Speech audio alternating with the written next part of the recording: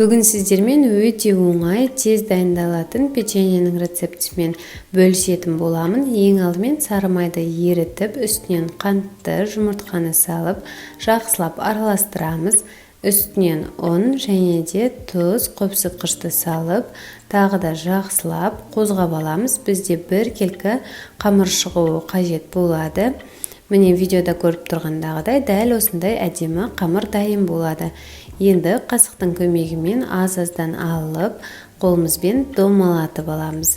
Бізде осындай шариктер шығатын болады. Барлығын формаға салып, үстінен M&M's конфеткаларын осылай қойып шығамыз.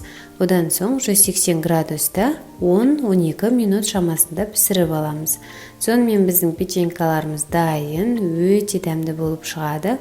Міндетті түрде балаларыңызға жасап беріңіздер. Ас болсын!